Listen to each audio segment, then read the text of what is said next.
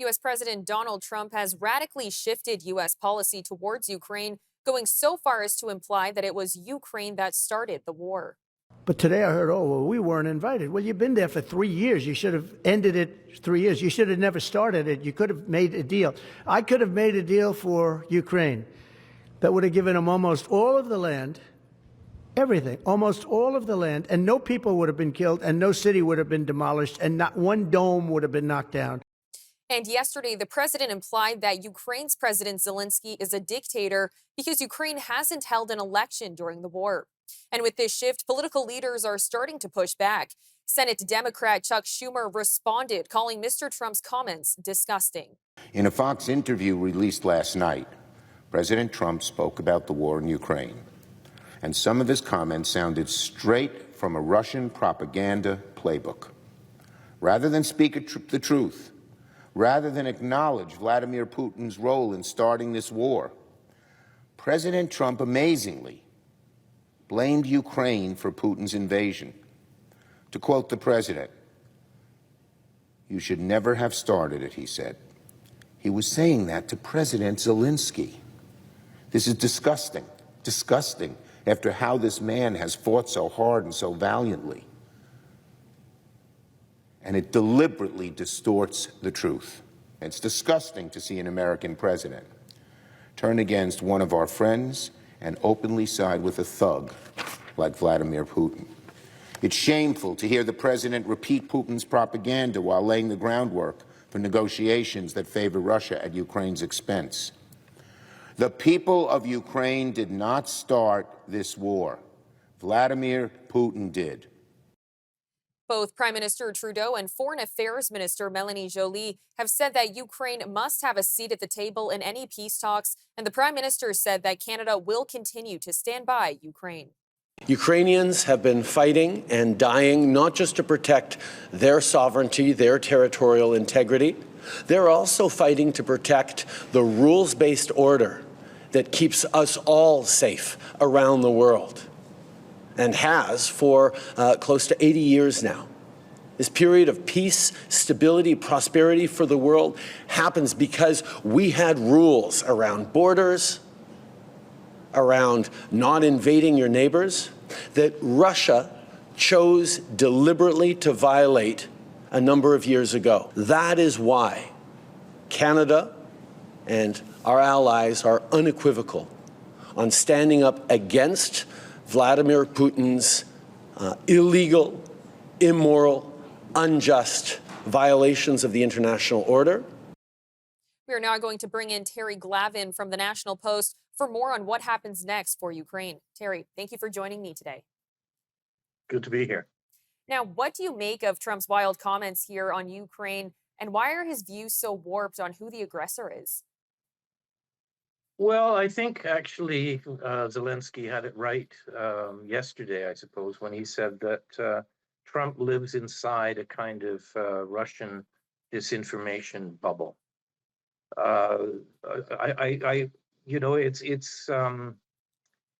It's not a pleasant thing to say, but I don't think the president of the United States has a very firm grasp on sanity.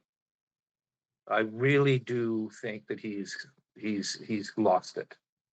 And this, I mean, a lot of people would like to imagine that he's playing some kind of 4D chess and all this sort of thing. I'm sorry, this is the most perilous moment that the liberal democracies of the world have reached in the last 76 years. It is really bad.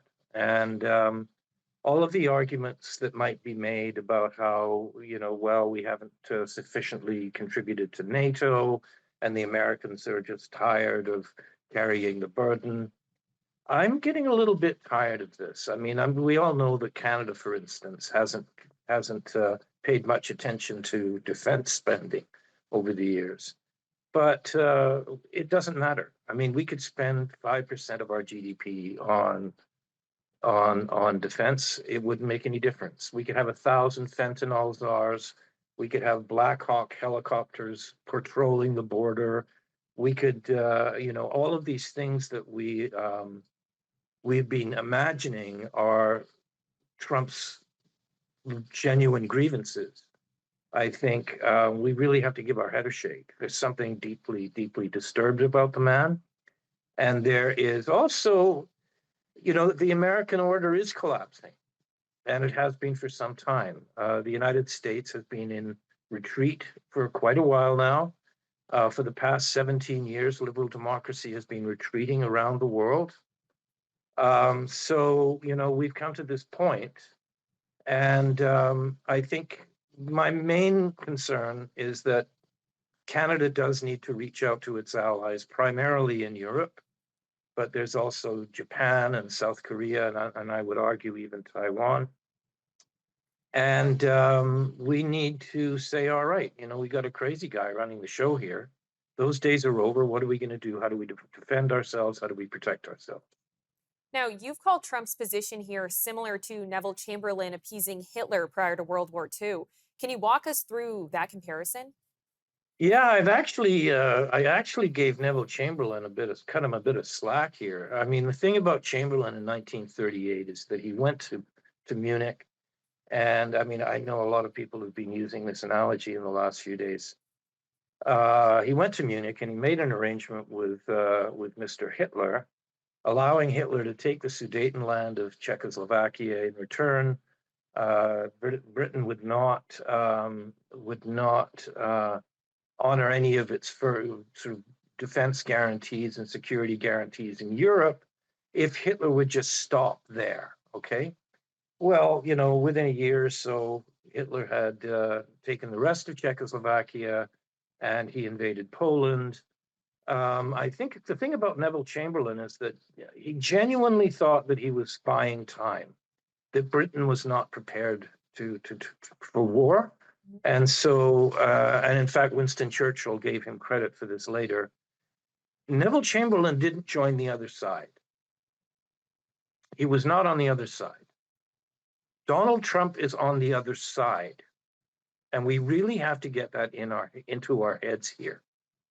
We keep referring to these peace talks. These aren't peace talks. And, it's almost euphemism. It's almost a euphemism to say that Ukraine should be at the table. This is about the normalization of relations between the United States and Vladimir Putin's Russia at the expense of the entire liberal democratic order. He doesn't want it. He doesn't believe in it. I think the penny needs to drop. We need to come face to face with it. And does Trump's position here pretty much guarantee that Ukraine is going to have to give up some of its territory in the East?